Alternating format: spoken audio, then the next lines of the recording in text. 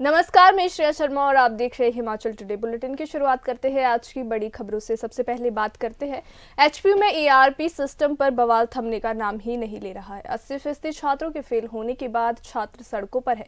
इसी कड़ी में आज एसएफआई ने शिमला के पंचायत भवन से लेकर उपायुक्त कार्यालय तक आक्रोश रैली निकाली और विश्वविद्यालय प्रशासन के खिलाफ जमकर नारेबाजी भी की।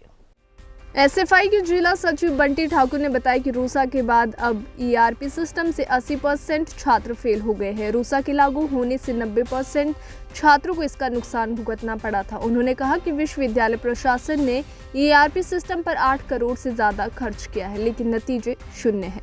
इस प्रणाली में ऑनलाइन पीडीएफ ब्लर हो सकता है। अध्यापकों के पास इसके लिए पर्याप्त डाटा है या नहीं। बिना इंफ्रास्ट्रक्चर के ये सिस्टम लागू हुआ है। एसएफआई 2 दिन का अधिवेशन करने जा रही है। उससे पहले रैली व प्रदर्शन कर इस प्रणाली को वापस लेने की मांग कर रही है।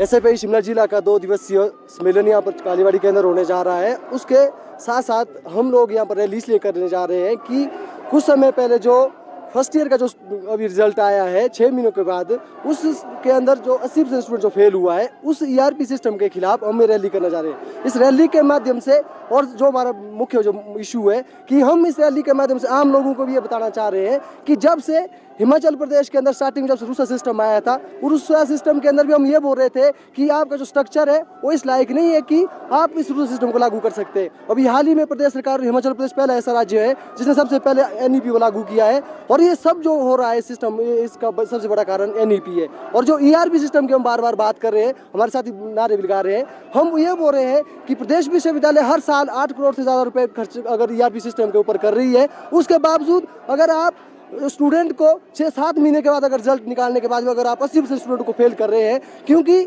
आपका जो सिस्टम है और जो आपका स्ट्रक्चर है वो इस लायक नहीं है। दूसरा, हिमाचल प्रदेश जो शिक्षक संघ था, जो टीचर्स है, वो पहले स्टार्टिंग से इसका विरोध कर रहे थे और उनका मानना ये था कि जो स्क्रीनिंग सिस्टम के तहत आप जो इवैल्यूएशन करवा रहे हैं वो आपका सही नहीं आ रहा है और उसमें बहुत सारी शिकायतें आ रही थी। उसके बावजूद प्रदेश सरकार ने और विश्वविद्यालय प्रशासन ने, जब प्रदेश के अंदर सरकार थी, इसको इसलिए लागू किया ताकि जो कंपनियां हैं उनको फायदा दिया जाए। जो ठेके के जरिए जो आपका ईआरपी सिस्टम चला गया, आपका इवैल्यूएशन जो ब्रांच आपकी ठेके पे चली गई है, ताकि वहाँ से ठेकेदारों को फायदा पहुंचाया जाए। और उसके साथ साथ हम क्या देख रहे हैं कि हिमाचल प्रदेश के अंदर 140 से ज़्यादा कॉलेजेस है और मैक्सिमम कॉलेजों के अंदर स्टाफ की कमी है। और दूसरा, बहुत सारे कॉलेज ऐसे, अगर फॉर एग्जांपल अगर रामपुर कॉलेज की बात करें, 5000 स्टूडेंट वहाँ पर पढ़ते हैं, मात्र 50 प्रोफेसरों के सारे वो कॉलेज चल रहा है। वैसे शिमला शहर की बात है, वैसे ही शिमला के अंदर जितने भी कॉलेज आते हैं और हिमाचल प्रदेश के अंदर जितने कॉलेज आते हैं, हर जगह स्टाफ की कमी है। दूसरा, जो आपके कॉलेज के अंदर जो पीटीए फीस ली जा रही है, उस पीटीए फीस का न प्रदेश सरकार न हिमाचल प्रदेश विश्वविद्यालय प्रशासन इसको लेकर कोई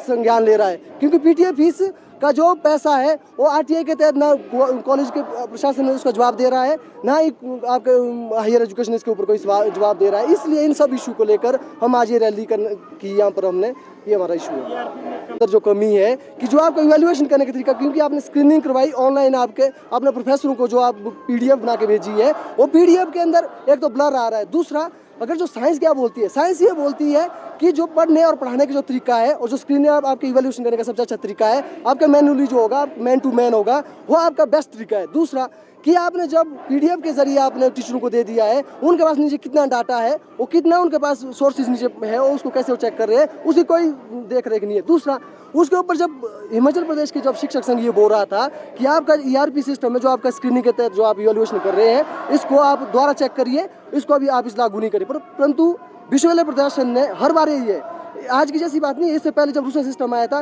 तो 90% स्टूडेंट फेल हुए थे, अभी इस बार क्या हुआ है, 80% स्टूडेंट फेल हो गए। या तो फिर जो ईआरपी सिस्टम के तहत अगर आप चेक करें क्वेश्चन, या तो उसमें गलती है, या फिर जिस कॉलेज के अंदर आपके टीचर या आपका प्रोफेसर जो पढ़ा रहे हैं, या फिर उनके पढ़ाने के अंदर कोई कमी है। अगर कहीं कमी हो सिस्टम के अंदर है, हमारा ये इसके ऊपर है कि जो आपका इवैल्यूएशन जो आप कर रहे हैं वो आपके मैनुअली होना चाहिए, पुराने सिस्टम के तहत होना चाहिए और तब तक होना चाहिए जब तक आप ईआरपी सिस्टम को सही तरीके से नहीं चला सकते। दूसरा,